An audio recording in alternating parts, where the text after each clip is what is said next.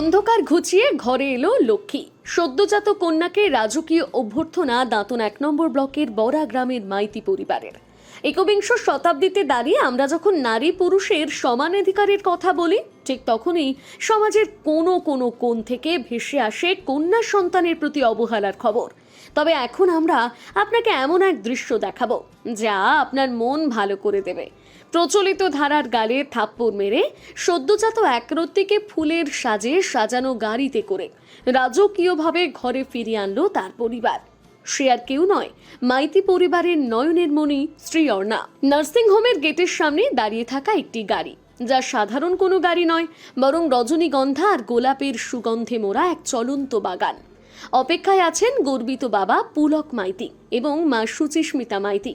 তাদের ঘরে আসছে নতুন অতিথি, তাদের আদরের মেয়ে শ্রী অর্ণা মাইতি। গাড়িতে ওঠার সময় সুচিস্মিতার চোখে আনন্দাশ্রু। পাশে দাঁড়িয়ে বড় দাদা প্রিয়ন্য, সে অধীর অপেক্ষায় আছে তার ছোট্ট বোনকে কাছে পাওয়ার জন্য। বর্তমান সমাজে যেখানে আজও কন্যা সন্তান জন্মালে অনেকে মুখ ভার করেন, সেখানে এই পরিবার বুঝিয়ে দিল কন্যা সন্তান বোঝা নয়, বরং আশীর্বাদ।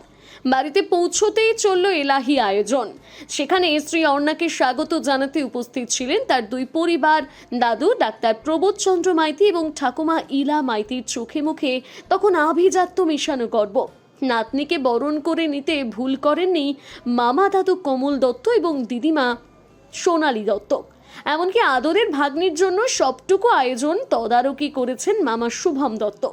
বাবা পুলক মাইতি আবেগঘন গলায় বললেন, আমাদের কাছে ছেলে আর মেয়ের মধ্যে কোনো ভেদাভেদ নেই, ও আমাদের বাড়ির লক্ষ্মী। ফুলের সাজে সাজানো সেই গাড়ি যখন শ্রী অর্ণাকে নিয়ে মাইতি বাড়ির আঙিনায় ঢুকলো, তখন প্রতিবেশীদের চোখে ছিল বিস্ময় আর সম্মান। শ্রী অর্ণার এই রাজকীয় গৃহপ্রবেশ সমাজকে এক জোরালো বার্তা দিয়ে গেল। কন্যা সন্তান মানেই উৎসব, কন্যা সন্তান মানেই গর্ব। কেশিয়ারি এবং দাঁতন থেকে সুদীপ্ত মিত্রর রিপোর্ট, সানন্দা নিউজ।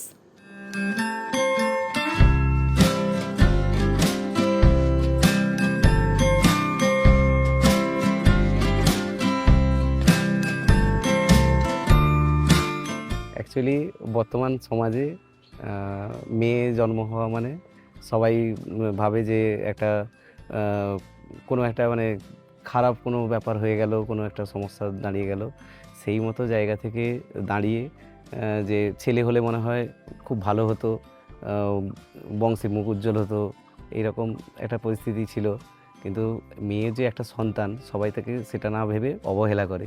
তো সেই জায়গায় দাঁড়িয়ে আমি সমাজকে বার্তা দিতে চাইছি যে মেয়েও একটা ঘরের লক্ষ্মী, তাকে অবহেলা করা উচিত নয়। সেই কারণে আমার এই উদ্যোগ। কবে হয়েছে?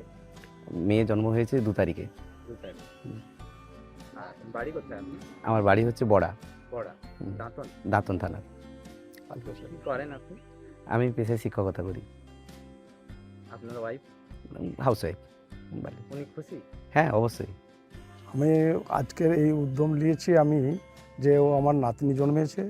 এর আগে কয়েকদিন আগে আমার নাতির জন্মদিন উপলক্ষে ভালোইভাবে অনুষ্ঠান করেছি। কোনো ইয়েতে কম নয়, মেয়ে এবং ছেলে সবই সমান অধিকার আছে, সবাই সমানভাবে কাজ করছে এখন। তবে বর্তমান সমাজে মেয়েদের প্রতি এখন রক্ষণশীলতা কমে যাচ্ছিল, তবে আস্তে আস্তে সেটা ফিরে আসছে। তবে ওদের নিরাপত্তার অভাব রয়েছে এখনও সংসারে মেয়েদের নিরাপত্তার অনেকটা অভাব। আমি একজন প্র্যাকটিশনার হিসাবে বলবো যে আমি বড়াতে প্র্যাকটিস করি। আমার নাম হচ্ছে ডক্টর প্রবোধচন্দ্র মাইতি। তো এই বার্তা দিতে চাইছি যে ছেলে হোক বা মেয়ে হোক, কেউ ছোট কেউ নয়, দুজনেই সমান এবং তাদের সমান অধিকার দিতে হবে এবং এই তাদের সম্মানও সমান। সেই উপলক্ষে আমি আমার নাতনিকে সাজিয়ে মা লক্ষ্মীর মতো তাকে বরণ করে নিচ্ছি। কবে হয়েছে আপনি? আজ কত তারিখ যেন হলো? 2 তারিখ 2 তারিখ হয়েছে। আর কেমন আছেন? নাতিন খুব ভালো আছে, সবাই হ্যাপি? হ্যাঁ, খুব হ্যাপি। আচার্য প্রলয় চক্রবর্তী, যিনি সম্পূর্ণ বিজ্ঞানভিত্তিক পদ্ধতিতে বিচার বিশ্লেষণ এবং প্রতিকার করেন। পদ্ধতিগুলি হল গোষ্ঠী বিচার, সংখ্যাতত্ত্ব, বাস্তুবিচার, হোরারি, আধুনিক ট্যারট কার্ড, হস্তরেখা ও ফেংশুই। পৌরোহিত্য বিশারদ, কম্পিউটারাইজড গোষ্ঠী তৈরি করেন।